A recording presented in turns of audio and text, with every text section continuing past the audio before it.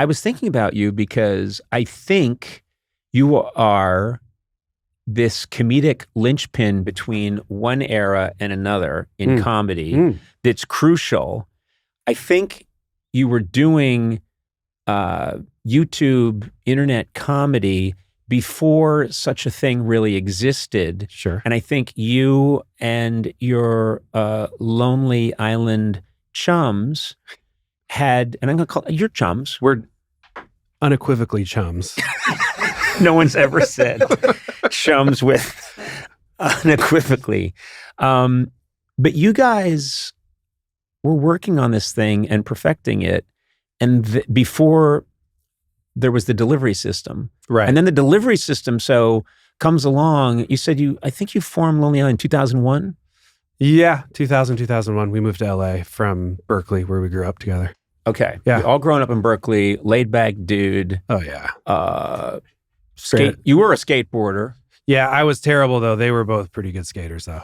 You were a 90s kid who was obsessed with 70s music. Yes. Which is really interesting to me because I was a 80s guy who was obsessed with 60s music. Yes. I went back 20 years, so I was not listening to whenever people say, oh my God, you graduate high school in the early 80s and you head off to college, you must be listening to, and they come up with all these amazing early REM and all that. And I'm like, no, I wasn't listening to that. I was listening to all British Invasion stuff. Yes. And then I drifted before that and I went into Sun Session Elvis and all that.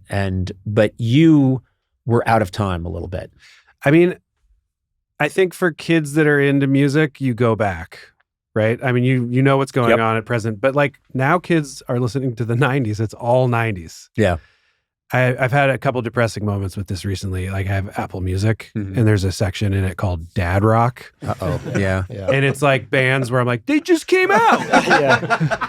I know those guys. And then I'm like, oh, right. I'm in my 40s and a dad.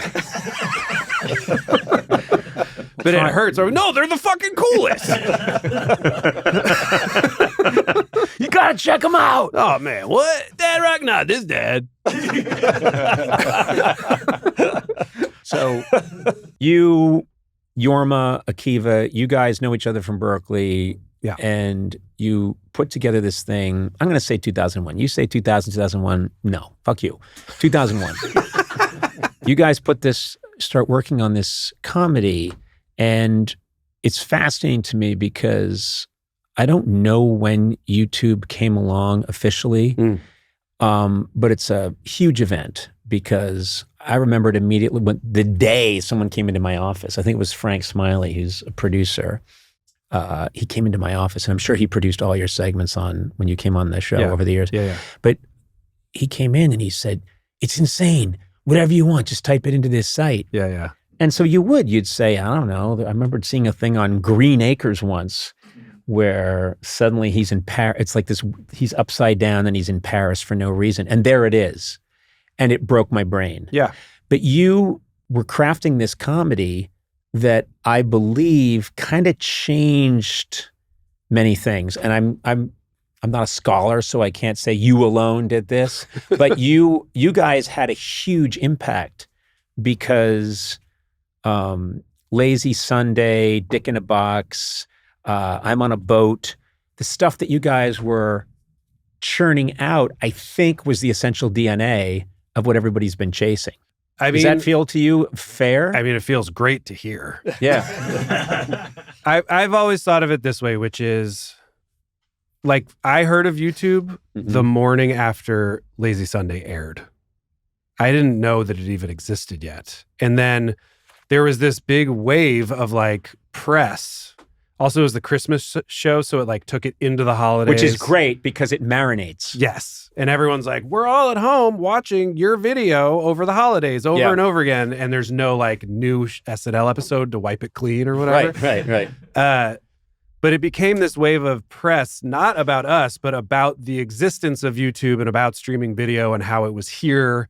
It's been this thing everyone had been talking about. Like before, when we lived in LA, we were making videos. We were just like trying to get people that had bandwidth and websites to upload our stuff. Right. Be like, oh man, we might get like posted on heavy.com or, like stuff like that. And you like have to submit it. You send like a VHS tape in and they're like, maybe we'll upload it.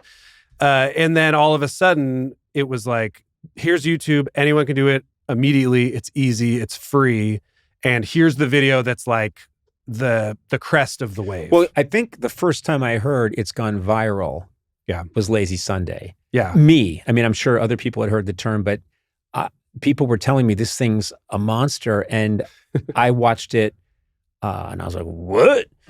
I don't get it. No, I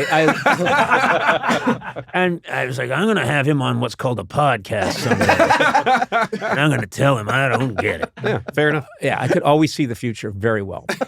Couldn't see the present. Couldn't see that was really funny. I say that to myself all the time when I watch new things. I'm like, I don't like this, but eventually I will. In time, I'll love it.